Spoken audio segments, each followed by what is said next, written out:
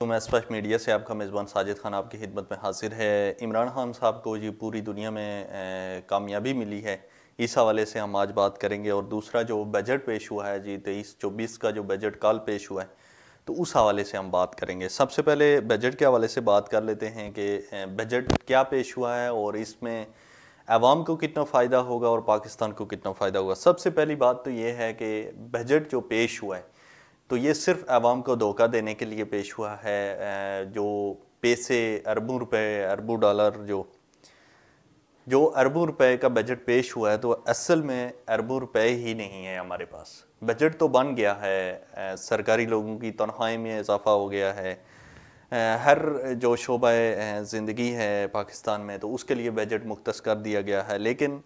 پیسے ہی نہیں ہیں دینے کے لیے۔ ابھی آپ کا خزانہ خالی ہے تو آپ پیسے کدھر سے، بجٹ جو آپ نے پیش کیا تو وہ کدھر سے دیں گے؟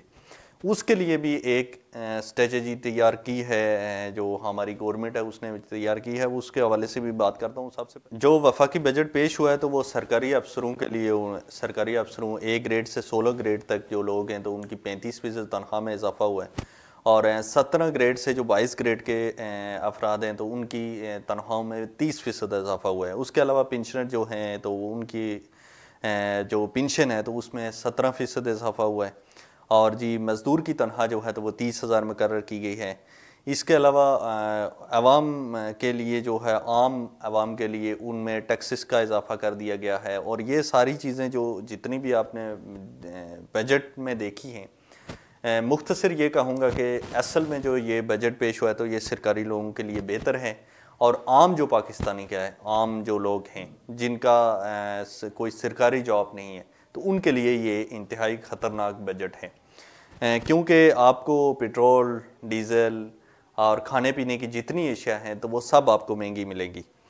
تو اس حوالے سے جو مین سٹریم میڈیا ہے تو وہ خبریں چلا رہا ہے جی بڑا عوام ریلیف بجٹ ہے، جی عوام کو اس سے بڑا فائدہ ہوگا، مطلب کہ کیونکہ آپ کو پتہ ہے کہ ہمارا جو میڈیا ہے تو وہ کنٹرول ہو رہا ہے پوری طرح سے، اور اس دفعہ جو اس حکومت میں پوری طرح سے میڈیا ہمارا کنٹرول ہے، اور وہی بات میڈیا پہ چلائی جاتی ہے جو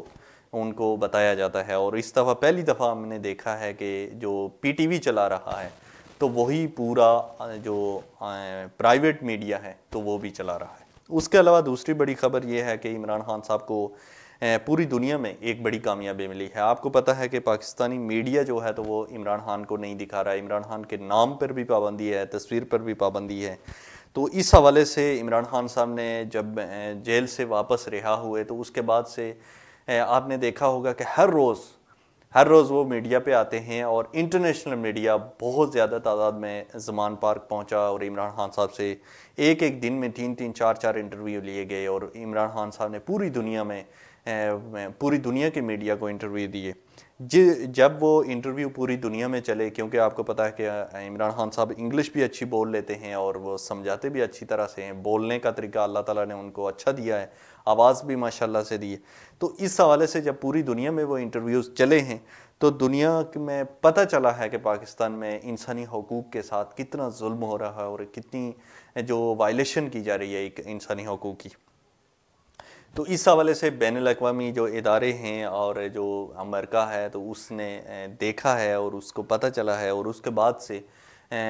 جو ادارے ہیں تو متحرک ہوئے ہیں، اور ابھی کچھ چند دنوں میں ہمیں نظر میں آئے گا کہ انہوں نے دباؤ ڈالنا شروع کر دیا ہے جو پاکستان میں اس ٹائم جو صاحب اقتدار لوگ ہیں ان پر دباؤ ڈالیں گے، اور اس کے بعد سے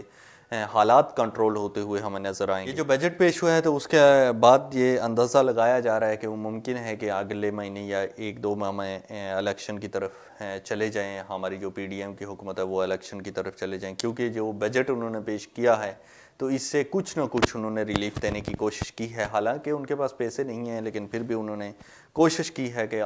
جو سرکاری لوگ ہیں کم از کم ان کو ریلیف دیا جائے تاکہ ان کا ووٹ بینک جو ہے تو وہ کچھ نہ کچھ بن سکے۔ دیکھتے ہیں کہ آنے والے دنوں میں عمران خان صاحب کے جو انٹرویوز پوری دنیا میں گئے ہیں اور انسانی حقوق کے جو ادارے ہیں وہ متحرک ہوئے ہیں تو اس کے بعد سے کیا رد عمل آتا ہے،